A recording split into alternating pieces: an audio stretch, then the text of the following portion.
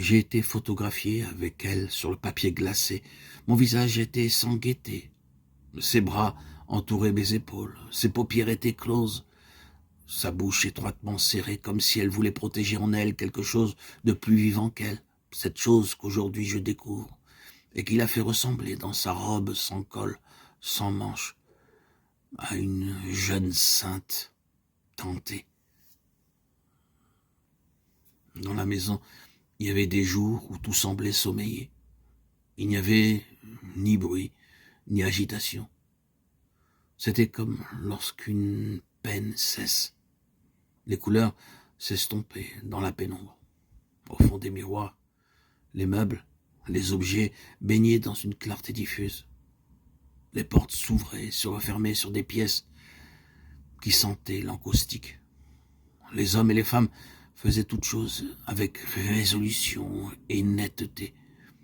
Ils étaient graves et amicaux. Ils parlaient sans élever la voix. Ils se regardaient avec bienveillance. Ils avaient l'air heureux d'être ensemble. Ils semblaient vivre une vie nouvelle, pleine de significations nouvelles. Nous abandonnions à cette paix fugace, mais intense, qui annulait toutes les souffrances, tous les désirs, et nous apparaissait comme une éternité. Nous étions heureux d'obéir aux ordres, de nous soumettre. Nous pensions à nous sans la moindre hostilité. Pleins d'une attente émue et reconnaissante, nous étions sans appréhension, comme si notre destinée était guidée. Nous nous sentions capables de donner de la joie aux autres et à nous-mêmes. Nous tremblions de plaisir devant tout ce qui nous attendait. Nous étions heureux d'être nous, d'avoir de longues mains qui pouvaient tout prendre et sentir le poids des choses. Nous ne regardions plus, nous participions. Nous étions intégrés aux merveilles. Tout devenait important. Les chevaux galopant le long des clôtures, les chats endormis sur les balcons, les femmes assises devant les portes, cousant des étoffes dans l'air tiède des fins d'après-midi. Nous allions sous le soleil, sous la pluie, avec la même joie muette. La maison n'était ni piège ni refuge, mais un bel assemblage de bois, de pierre, de fer. Sa solidité nous encerclait de toutes parts.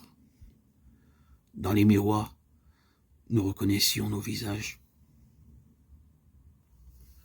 Dans le silence des couloirs qui ressemblaient à des routes sans embûches, nous nous disions devant la porte de la chambre. Mais tout à coup, il nous semblait que cette halte, durant laquelle nous avions repris confiance, préparait quelque chose d'inéluctable, que les hommes et les femmes étaient uniquement préoccupés par le désir que cette vie adoucie en gestes lents s'achève. Alors revenait la peur, une envie sauvage de tout briser, s'emparer de nous. Nous démolissions la maison, l'éventrions, l'exposions tout entière à la furie des éléments. Nous regardions tous ces trésors s'éparpiller. Nous tombions dans le vide, entraînés par notre chute. Les hommes et les femmes basculaient, étouffés, sous le poids de nos corps.